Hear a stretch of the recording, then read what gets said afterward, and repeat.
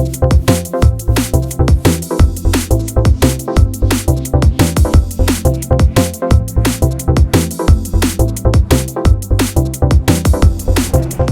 again, everybody, and welcome back to SFF180. It is Monday, September the 11th, and time once again for the Mailbag. I hope you guys have had a great week, great weekend. How is everybody's Space Opera September coming along?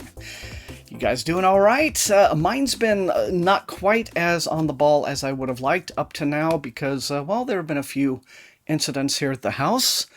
So I guess, maybe I need to stop trees from falling on me. Take a look at this. What do you think of that?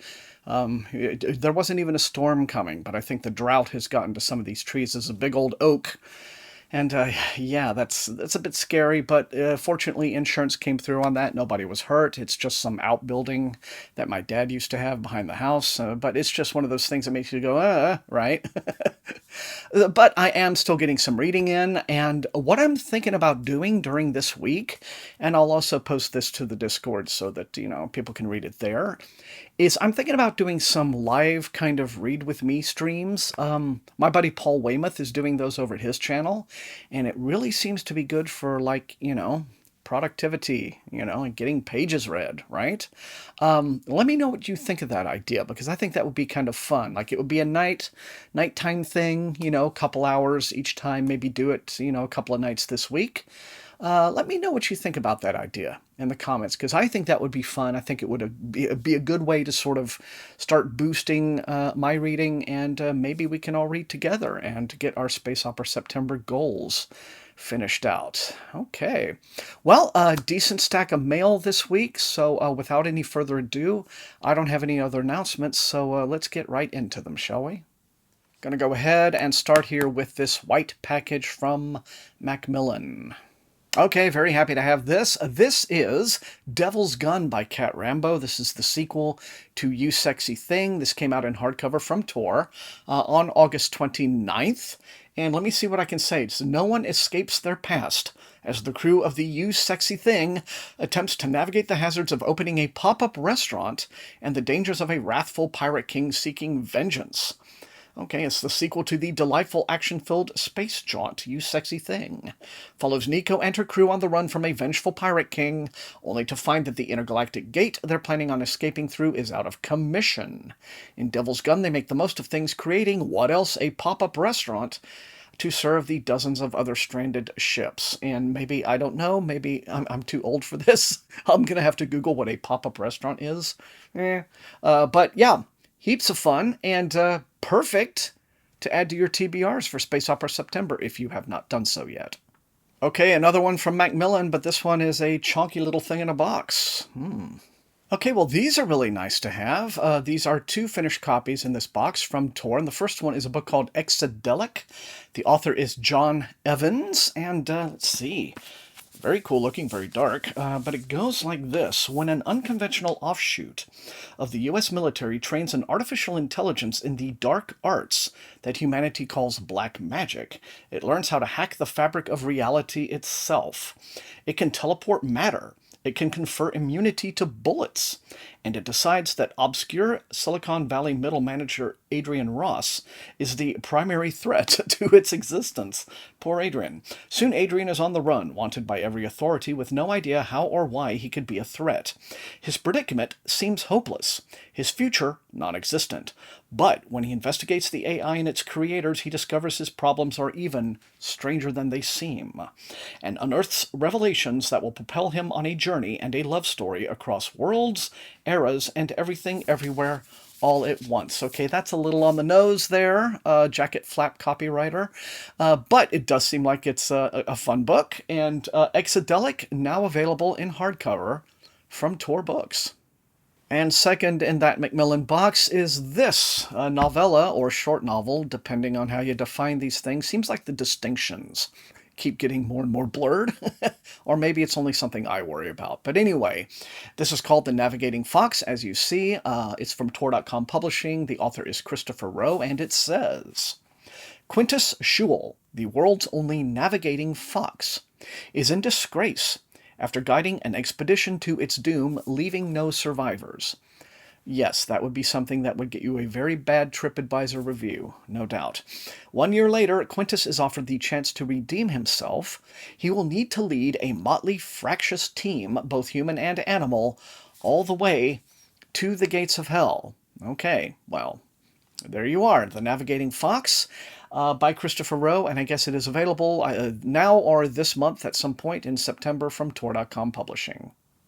Okay, and this next one comes in from Random Penguin. This is the physical arc for Long Past Dues. This is the second book by James J. Butcher in the Unorthodox Chronicles Urban Fantasy series. This comes out October the 10th, apparently. And yeah, looks very. I still have not yet read the first of these, but it does very much look like a like father like son situation going on here. But anyway, let's check it out. Grimsby, the newest auditor in the magical department of Unorthodox Affairs. Unorthodox Affairs, there it is, Thomas, finds himself in hot water when he intercepts a friend's case in this fast-paced and thrilling urban fantasy. Against all odds, Grimshaw Griswold Grimsby has become an auditor enforcing laws about magic for Boston's Department of Unorthodox Affairs. But Grimsby, how would you even have a name like that and be from Boston? Boston people, can you clue me in? I don't know. Southies? Anybody? But Grimsby soon realizes the daily grind of his job is far removed from the glamour he imagined, overlooked for every exciting case. Grimsby tires of being told to handle mundane magical troubles and appropriates a case file intended for a friend. Okay, and then I guess all kinds of hijinks happen from there. But anyway, Long Past Dues by James J. Butcher, second in his urban fantasy, yes, the son of Jim Butcher, out on October the 10th. Okay, and here's a little padded envelope that I'm very happy about. This one has come to me directly from the author.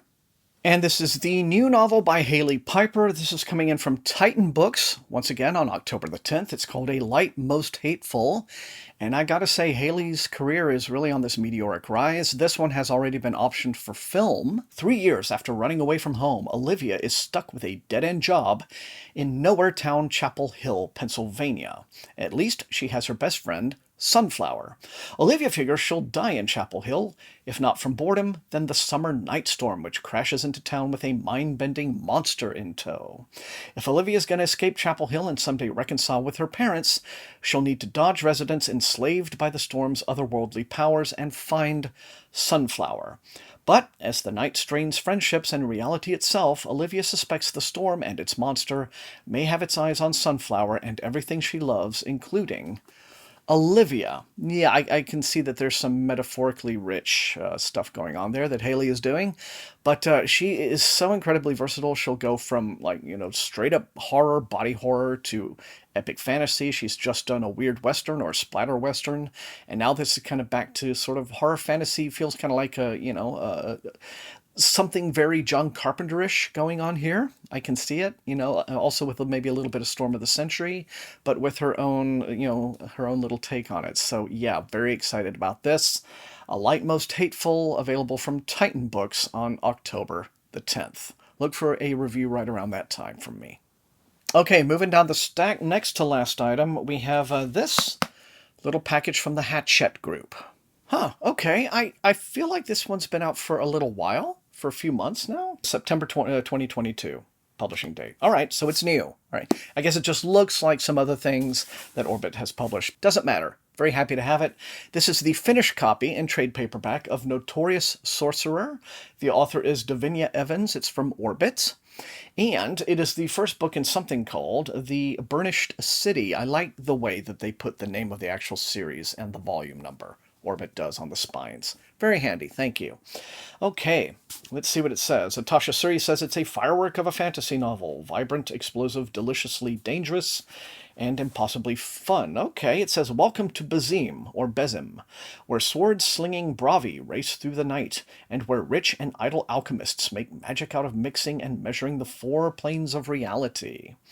Sion Velo, dockside brat turned petty alchemist, scrapes a living, hopping between the planes to harvest ingredients for the city's alchemists. But when Sion accidentally commits an act of impossible magic, he's catapulted into the limelight, which is a bad place to be when the planes start lurching out of alignment, threatening to send the city into the sea. Oh. It will take a miracle to save Bazim. Good thing Sion has pulled off the impossible before, and now he has to master it.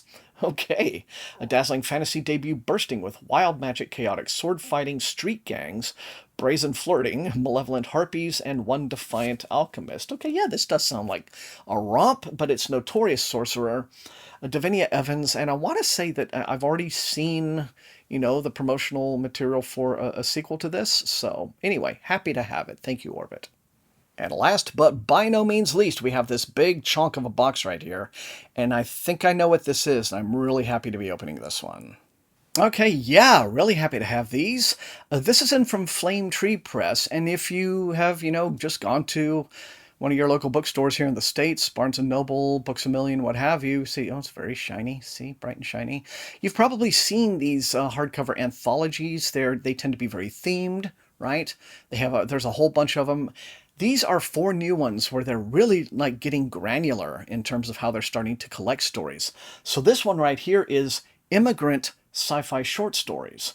Let's see what's in it. Just new authors that I recognize, but also some older authors, names that I know. Eando Binder is a vintage site. It's actually 2 people. It was 2 brothers. Their first initials were E and O. And so was it Edward and Oscar or something? Anyway, so that's how they wrote. But then you have newer stories by authors like V. Castro, Indra Das, Greg Van Eekhout is in here. Ken Liu has a story in here. Okay, wow, all right, really nice. So this one is Immigrant Sci-Fi Short Stories. And then we have Black Sci-Fi Short Stories. So let's take a look. Okay, so newer authors, of course, include Wole Talabi, Temi O. But then you have, if you've watched my video on the history of Black speculative fiction, then some of these writers are in here. The Comet by W.E.B. Du Bois, that's a story, specifically a story that I mentioned in that video. That's in here. Okay, Tempest Bradford, new authors in here. Blake or the Huts of America. That is like from the 1850s. A piece of speculative fiction by a Black author, Martin R. Delaney. And apparently they have all of the surviving text of that in this book. How cool. Okay, Pauline Hopkins, I talked about her in that video. Yes, Edward Johnson, I talked about him. Wow, okay, so if you watch that video of mine, History of Black Speculative Fiction, then pick up this anthology, Black Sci-Fi Short Stories, you'll have like a whole education there. And then going on down the stack, there are 4 books total in that box. This is First Peoples Shared Stories. So indigenous authors, let's have a look at this.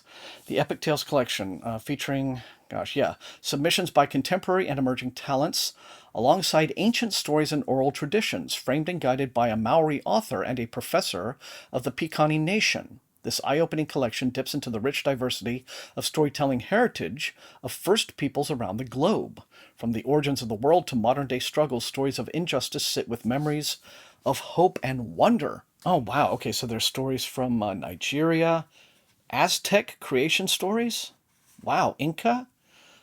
Stories from Uganda, Philippines, Fiji Islands, Maori, and Native American, of course. The Ndau tribe, or Indau tribe of eastern Zimbabwe, Mozambique, and Malawi. Wow, more Nigerian stories. Inca stories. Wow. Mesoamerican. And there's a ton of stuff. It just keeps going. All right, this I think is the coolest one in the stack so far. They're all amazing, but wow. First Peoples Shared Stories. And last, but by absolutely no means least, hang on, there it is. There's the shiny again. Okay. Here's one near and dear to my heart, Asian Ghost Short Stories. Yeah, and I'm sure it's not all, The Ring, right? Okay, ghost girls with long black hair over the face. It's a little bit more than that. But had a look at the contents page of this one. There's like, my God, something like 6 or 8 pages of contents, including Lafcadio O'Hearn, who was a Westerner, but he became a naturalized Japanese citizen. I did like a kind of creepypasta reading of one of his stories here on the channel, like way back, I don't know, 9 years ago, something for Halloween. First thing that Matt Olson and I worked together on as maybe kind of a semi-animated video. I'll link that. That story actually, that's called Mujina. That story's actually not in here, but a whole bunch of other stuff by Lafcadio Hearn is in there because his ghost stories are extremely famous, and he has an anthology of his own stories called Kwaidan, which looks like this draws heavily from, and there's a classic Japanese movie called Kwaidan that was based on those stories, like one of, I guess, considered one of the very first J horror movies. And a lot of these are very short stories, right? You know, stuff that's like 2 or 3 pages long that kind of get you. But wow, okay. No point in me just gushing over the contents page. Doesn't mean anything to you guys sitting at home watching. But yeah, Asian ghost short stories. That should be all you need to hear. If you're fond of this stuff like I am, jump on this. But all 4 of these anthologies that I've just shown you are from Flame Tree Press. Thank you so much, Flame Tree, for sending these. Very generous. Glad to see so much more diversity in these collections, you know, coming to readers for the first time. A lot of readers never have discovered this stuff before. Okay, and there you have it. That's all we've got for the mailbag this week. You guys know the drill. Light up those comments. Let me know which of these looks most interesting and exciting to you, and which you would like to see me prioritize for review. Otherwise, if you enjoyed watching, please, as always, hit that like button, share the video far and wide with all of your SFF and horror reading friends, and above all, please sub if you have not done so. That is how the channel grows.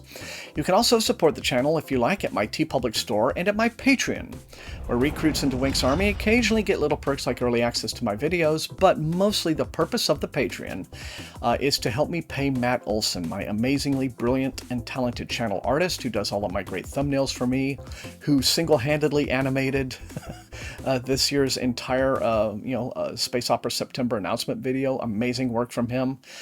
So that additional support is greatly appreciated. So thank you all so much. Those of you who choose to do that, I want to thank all the rest of you guys for being the very best viewers in all of BookTube. And until I see all of you very soon, next time, stay safe and healthy, and happy reading.